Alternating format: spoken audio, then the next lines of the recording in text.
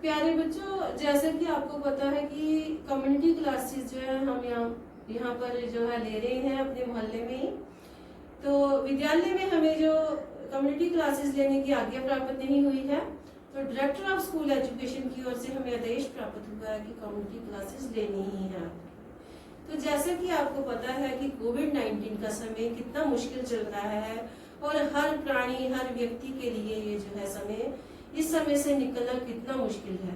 तो बेटा, आज आपको कोविड-19 के नियमों का पालन करना है, सोशल डिस्टेंस का नियमों का पालन करना है। जब भी आप कक्षा में आओगे तो सैनिटाइज होकर आपने आना है और एक साथ जुड़ने की कोशिश भी नहीं आपने करनी है। बेशक आप जितने मर्जी पक्के दोस्त हो, जितनी मर्जी अच्छे लोग हों, हमेशा जो है अच्छा बोलना है सबके साथ और नियमों का पालन करना है। यही हमें परमात्मा भी आज्ञा दे रहा है। ईश्वर की ओर से हमें ये जो हुक्म मिला है, हमें आज्ञा मिली है, उन्हें हमें उसका पालन करना है, नियमों का। तो बेटा, हम इस विद्यालय में तो हम अपने विद्यालय में तो कक्षा ले नहीं पाए। अब हम जो है कम्युनिटी लेवल पे आपकी क्लासेस ले रहे हैं। राजकीय माध्यमिक पाठशाला की ओर से, मराकड़ी की ओर से ये पाठशाला जो है आयोजित की जा रही है। और हमारे विद्यालय की ये बच्चियां हैं, ये है हमारी कक्षा की भूमिका बेटी, और ये है भारती बेटी, और ये है हमारी जानवी बेटी। ये 3 बच्चियां यहाँ पर जो है कक्षा जो है अटेंड कर रही हैं। तो अभी एक हमारा बच्चा भी है, उसका नाम है तरुण। तो अभी आपके साथ उसके साथ इंट्रोडक्शन कराएंगे। पहले हम इन बच्चियों को जो है थोड़ा सा आज का जो हमने टॉपिक पढ़ाना है उसके बारे में जानकारी दे दें, ठीक है। तो हमें जो इस समय जो है हमें बच्चों आज जो मैंने आपको टॉपिक कराना है, वो सबसे पहले मैं आपको बच्चे ये पूछूंगी कि भगवान के डाकिये जो नामक पाठ है जो आज हमारा, उसमें पहले ये मैं पूछूंगी कि आप डाकिये के बारे में जानते हैं? हाँ जी मैम।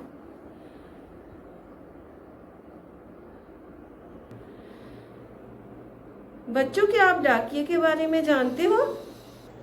हाँ जी मैम, हम डाकिये के बारे में जानते हैं। हाँ, तो बेटा, चिट्ठियों को ले जाने का काम कौन करता है? मैम, चिट्ठियों को ले जाने का काम डाकिया। थोड़ा इसी तरह का काम पक्षी भी करते हैं। हाँ, चिट्ठियों को ले जाने का काम पक्षी करते हैं? जी मैम, इस चिट्ठियों को ले जाने का काम पक्षी भी करते हैं। अच्छा। अब बच्चे, तरुण बेटा हमें बताएगा इस प्रश्न का उत्तर। कि प्रश्न है हमारा कि भगवान के डाकिये जो है, इसमें जो है बताया गया है कि भगवान के डाकिये किसे बताया गया है? भगवान के डाकिये पक्षियों को बताया गया है। बेटा, भगवान के डाकिये पक्षियों को बताया गया, बिल्कुल सही बोला आपने उत्तर इसका। तो बच्चों, अभी हमने आपसे प्रश्न उत्तर पूछे, आपने एक से बढ़कर एक प्रश्न का उत्तर सही दिया। और अब मैं एक प्रश्न का उत्तर और पूछूंगी आपको कि तो एक प्रश्न है आपका कि तो भगवान के डाकिये जो है ये किसे कहा गया है? वो तो आपने बता दिया, पक्षियों को। तो कैसे है ये भगवान के डाकिये पक्षी और बादल? तो कैसे है ये पक्षी भगवान के डाकिये? कोई बच्चा बताएगा? नहीं? तो चलो मैं आपको बताऊंगी आज आपको कि आज भगवान के डाकिये नामक पाठ हम पढ़ने जा रहे हैं। तो इसमें आपको बताएंगे कि पक्षी और बादल किस तरह से भगवान के डाकिये का जो है रोल अदा कर रहे हैं, रूप अदा कर रहे हैं।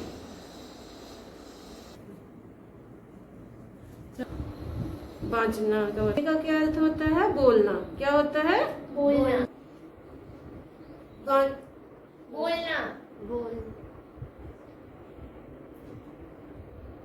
बोलना। भारती क्या अर्थ होता है? मैम, बोलना। शाबाश। प्यारे बच्चों, आज मैं आपको भगवान के डाकिये नामक जो पाठ है उसकी मैं आपको प्रसंग व्याख्या कराऊंगी। तो ये जो पाठ है ये रामाधारी सिंह दिनकर जी ने लिखा है। इस कविता में कवि ने क्या कुछ कहा है, आइए हम आगे बढ़ते हैं। सबसे पहले आपको हम प्रसंग करना सिखाएंगे, प्रसंग व्याख्या सिखाएंगे कि इसमें प्रसंग में आपने कैसे लिखना है। प्रस्तुत पद्यांश हमारी हिंदी की पाठ्य पुस्तक किशोर भारती में से संकलित भगवान के डाकिये नामक कविता में से लिया गया है। इसके कवि रामाधारी सिंह दिनकर जी हैं। दिनकर जी को हिंदी साहित्य का सूर्य माना जाता है। कविता में कवि ने पक्षी और बादल को भगवान के डाकिये के रूप में यहाँ पर बताया है। यहाँ कवि ने इनके द्वारा संदेशों को एक स्थान से दूसरे स्थान पर भेजने की बात भी कही है। तो प्यारे बच्चों, आप प्रसंग को इस ढंग से लिखेंगे। तो आइए इसकी व्याख्या आपको समझाते हैं। पहले हम इसे पढ़ेंगे। पक्षी और बादल ये भगवान के डाकिये हैं जो एक महादेश से दूसरे महादेश को जाते हैं। तो इसमें कवि जो है दिनकर जी कहते हैं कि पक्षी और बादल जो है ये दोनों क्या है, भगवान के डाकिये हैं। यहाँ दिनकर जी ने प्रकृति के दो तत्व बताए हैं, एक पक्षी और दूसरे बादल। ईश्वर के डाकिये हैं। ये संदेशों को यहाँ से वहां ले जाने के लिए कार्य करते हैं। हम तो समझ नहीं पाते हैं मगर उनकी लाई चिट्ठियां पेड़ पौधे पानी और पहाड़ बाँचते हैं। तो बाँचना होता है बोलना, जहाँ पढ़ना। शब्द अर्थ भी आपको हम बीच बीच में समझाते जाएंगे। तो इसमें कवि दिनकर जी कह रहे हैं कि ये अपने संदेशों को एक देश से दूसरे देश में ले जाते आते हैं। और कवि पुनः कहता है कि हम लोक प्रकृति के इन अनूठे रूपों को समझ नहीं पाते हैं, किंतु इनके द्वारा लाई गई चिट्ठियां पेड़ पौधे पानी पहाड़ जो है वे ही अच्छी प्रकार से सुनते हैं और पढ़ पाते हैं। चिट्ठियों को पेड़ पौधे पानी पहाड़ और आदि जो है ये क्या करते हैं, अच्छे प्रकार से सुनते हैं। क्योंकि जब ये पक्षी और बादलों के बीच में से होते हुए जब ये निकलते हैं तो पेड़ पौधे पानी और पहाड़ों के साथ इनका सामना होता है और ये अच्छी प्रकार से सुनते हैं। ये पक्षियों और बादलों की भाषा को अच्छे से समझ लेते हैं और पढ़ लेते हैं। हम तो केवल ये आंकते हैं कि एक देश की धरती दूसरे देश को सुगंध भेजती है और वह सौरभ हवा में तैरते हुए पक्षियों की पंखों पर तैरता है और एक देश का भाप दूसरे देश में पानी बनकर गिरता है। तो प्यारे बच्चों, इसकी प्रसंग व्याख्या हम इस ढंग से भी लिख सकते हैं। ये पंक्तियां हमारी हिंदी की पाठ्य पुस्तक किशोर भारती में से ली गई हैं और इस कविता का नाम क्या है? इस कविता का नाम है भगवान के डाकिये और इस कविता को कवि रामाधारी सिंह दिनकर जी ने लिखा है। दिनकर जी ने इस कविता की रचना प्रेरणा और उपदेश देने के लिए की है। कवि ने यहाँ बादलों को हवा में पक्षियों के पंखों पर तैरते हुए दिखाया है। हवा में पक्षियों के पंखों पर तैरते हुए यहाँ पर दिखाया है। तो सबसे पहले हम शब्दों के अर्थ जान लेते हैं। आंकना यहाँ पर आंकते बताया है, इसका मतलब होता है समझना। सुगंध होती है खुशबू और सौरभ होती है सुगंध, खुशबू हो गई और सौरभ सुगंधित खुशबू। तैरते उड़ते पंखों हो गए पंख और तिरता होता है उड़ना। तो व्याख्या आ गई इसकी। इसमें कवि कह रहे हैं, कवि ने पक्षियों और बादलों को डाकिये के रूप में वर्णित करते हुए कहा है कि हम लोग तो मात्र यही समझते हैं कि एक देश की धरती वायु के माध्यम से अन्य देश की धरती को सुगंधित हवा भेजती है और ये सुगंध हवा में तैरते हुए पक्षियों के पंखों पर तैरती है। इसी प्रकार एक देश की भाप पानी बनकर अन्य किसी देश में गिरने लगती है। प्रकृति का ये सारा चक्र लगातार इसी तरह अपनी गति में रहता है।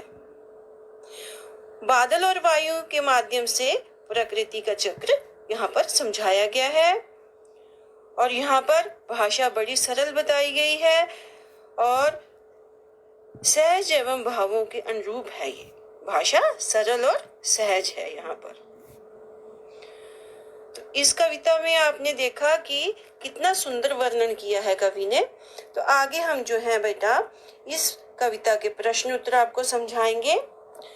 कवि ने पक्षी और बादल को भगवान के डाकिये क्यों बताया है, स्पष्ट कीजिए। तो आप इसका आंसर लिखेंगे, इसका उत्तर क्या लिखेंगे? कवि ने पक्षी और बादल को भगवान के डाकिये इसलिए माना है क्योंकि ये संदेशों को एक स्थान से दूसरे स्थान पर लाने ले जाने का कार्य करते हैं। कौन करते हैं? पक्षी और बादल भगवान के डाकिये हैं और ये संदेशों को ले जाते हैं एक स्थान से दूसरे स्थान पर। बादल वर्षा एवं शीतलता का संदेश देता है और पक्षी अपने पंखों पर सुगंधित वायु को लेकर एक देश से दूसरे देश में ले जाने का कार्य करते हैं। तो यहाँ पर प्रकृति का बहुत सुंदर और सुचारू रूप से वर्णन किया है, इसलिए कवि दिनकर ने इन्हें भगवान के डाकिये कहा है। तो पहले प्रश्न का उत्तर आपको समझ आ गया होगा। अगला प्रश्न है आपका, पक्षी और बादल द्वारा लाई गई चिट्ठियों को कौन कौन पढ़ पाते हैं, सोचकर लिखिए। तो इसमें आप लिखेंगे पक्षी और बादल दोनों ही कवि के अनुसार क्या है, भगवान के डाकिये हैं। ये हमारे संदेशों को एक स्थान से दूसरे स्थान पर लाने और ले जाने का कार्य करते हैं और इनके द्वारा लाई गई चिट्ठियां कौन पढ़ता है? पेड़ पौधे, पानी, पहाड़ ही पढ़ पाते हैं, वही इनकी भाषा को भी समझ पाते हैं। तो आपको ये प्रश्न भी समझ आ गया होगा, इसका उत्तर भी समझ आ गया होगा। तो नेक्स्ट आपका प्रश्न है कि इन पंक्तियों का भाव आपको समझाना है। हमने ये नीचे दी गई है। पक्षी और बादल प्रेम, सदैव और एकता का संदेश एक देश से दूसरे देश को भेजते हैं। तो पक्षी और क्या करते हैं? जो एक महादेश से दूसरे देश को जाते हैं, इस संदेशों को एक देश से दूसरे देश में पहुंचाने का कार्य करते हैं। तो इसका यही भाव आपने प्रकट करना है। पक्षी और बादल हमेशा जो है संदेशों को जो एक महादेश से दूसरे महादेश को ले जाते हैं। अगला है आपका ख, प्रकृति देश में भेदभाव नहीं करती, एक देश से उठा बादल दूसरे देश में बरस जाता है। तो इसमें जो है आपको बताया गया है कि और एक देश का भाप दूसरे देश में पानी बनकर गिरता है। प्रकृति देश में कोई भेदभाव नहीं कर रही है आपस में, वो एक देश से उठाकर भाप को दूसरे देश में ले जाती है। संदेशों को एक देश से दूसरे देश में पहुंचाने का कार्य पक्षी और बादल ही कर रहे हैं यहाँ पर भी। तो इसका उत्तर लिखना है, एक देश का भाप दूसरे देश में पानी बनकर गिरता है। अगला प्रश्न है, पक्षी और बादल की चिट्ठियों में पेड़ पौधे, पानी और पहाड़ क्या पढ़ पाते हैं? तो इसका उत्तर आपने लिखना है, पक्षी और बादल की चिट्ठियों में पेड़ पौधे, पानी और पहाड़ बहुत सी बातों को पढ़ पाते हैं। पक्षी बादल प्रेम, सद्भाव और एकता का संदेश देकर दूसरे देश को जाते हैं और वे क्या करते हैं? प्रकृति से कोई भेदभाव नहीं करते हैं, कोई भेदभाव प्रकृति भी उनसे नहीं करती है। एक देश से उठाकर बादल दूसरे देश में बरस जाते हैं। अगला प्रश्न है आपका, एक देश की धरती दूसरे देश का सुगंध भेजती है, कथन का भाव स्पष्ट कीजिए। तो इसका उत्तर आप लिखेंगे, कवि दिनकर ने क्या कहा है यहाँ पे? एक देश की धरती दूसरे देश को सुगंध भेजती है। तो इन पंक्तियों के माध्यम से कवि ने एक देश की धरती जो है, धरती दूसरी धरती को प्यार और सौहार्द भेजती है, अपना संदेश भेजती है प्यार भरा। सुगंध जहाँ प्रेम और भाईचारे का प्रतीक बताया गया है। ये गंध एक देश की धरती दूसरे देश को भेजती है। गंध प्यार का अन्य रूप बनकर एक देश से दूसरे देश में जाकर प्यार और उत्साह का वातावरण बनाते हैं। तो कोई भी देश ऐसा वातावरण प्राप्त कर उन्नति के शिखर पर बड़े ही आराम से पहुंच सकता है। पाठ से आगे के प्रश्न हैं, पक्षी और बादल की चिट्ठियों के आदान प्रदान को आप किस दृष्टि से देख सकते हैं? तो इसमें लिखना है आपने उत्तर, पक्षी और बादल की चिट्ठियों को हम प्रेरणा के रूप में देखते और समझते हैं। ये हमें विश्व में एकता बनाए रखने की बात बताते हैं, एक देश को दूसरे देश में जोड़ने का काम करते हैं, संदेशों को एक दूसरे तक पहुंचाकर सभी के प्रेम की भावना को जागृत करते हैं। ये हवा के माध्यम से लोगों के जीवन को सुगंधित और आनंद में जीवन भी प्रदान करते हैं। ये जीवन में खुशियों के क्षणों और प्यार भरी मुस्कान को हम तक पहुंचाने का कार्य भी करते हैं। पहुंचाने का क्या करते हैं? काम करते हैं। तो अगला प्रश्न है आपका, आज विश्व में कहीं भी संवाद भेजने और पाने का एक बड़ा साधन इंटरनेट है। पक्षी और बादल की चिट्ठियों की तुलना इंटरनेट से करते हुए 10 पंक्तियां लिखिए। तो बच्चों ये आपने स्वयं ही करना था, तो चलो मैं इसको आपको समझा देती हूँ ताकि आपको थोड़ा सा इससे जो है आइडिया मिल जाएगा कि आपने ये कैसे क्वेश्चन को करना है, इस प्रश्न को कैसे आपने हल करना है। तो इस प्रश्न को हल करने के लिए आपने इसका उत्तर लिखना है, पक्षी और बादल संचार के साधन है। इंटरनेट वर्तमान जीवन की आवश्यकता और अनुकूलता पर आधारित साधन है। पक्षी और बादल अपने संदेशों को एक स्थान से दूसरे स्थान पर लाने ले जाने के लिए समय देते हैं और इंटरनेट कुछ ही क्षणों में सभी संदेशों को हजारों मील दूर तक पहुंचा देता है। इंटरनेट संचार का तीव्र साधन है और पक्षी और बादल जो है ये थोड़े से धीमे साधन है। ये इंटरनेट की तरह इतनी तेज गति से नहीं चलते हैं। इंटरनेट पूरे विश्व को जोड़ता है। व्यक्ति इंटरनेट के उपयोग से क्षण भर में विश्व से जुड़ जाता है। जिस तरह से हम आपको जो है दीक्षा के माध्यम से, ई पाठशाला के माध्यम से प्रश्न उत्तरों को सुलझाने के लिए लगे हुए हैं, सभी अध्यापक जो है आपको पढ़ाने के लिए लगे हुए हैं, ये भी इंटरनेट के माध्यम से जो है आप लोग जुड़ रहे हो। उसी तरह से जो है पक्षी और बादल जो है इतनी तेज गति से कार्य नहीं कर रहे हैं, परंतु ये जो है इंटरनेट की सुविधा जो है हमें ये वहीं से प्राप्त हो रही है।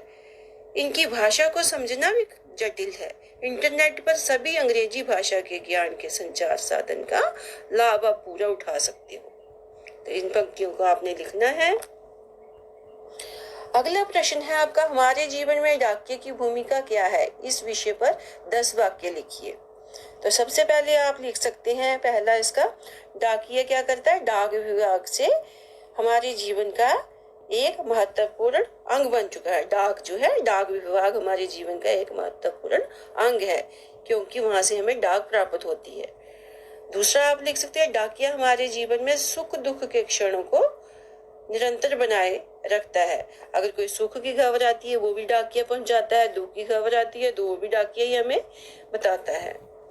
तो तीसरा आप लिख सकते हो इसका आगे वाक्य, हमें हमारे मित्रों और सगे संबंधियों से जोड़ने के लिए डाक एक महत्वपूर्ण काम करती है। तो डाकिये का भी इसमें महत्वपूर्ण योगदान है।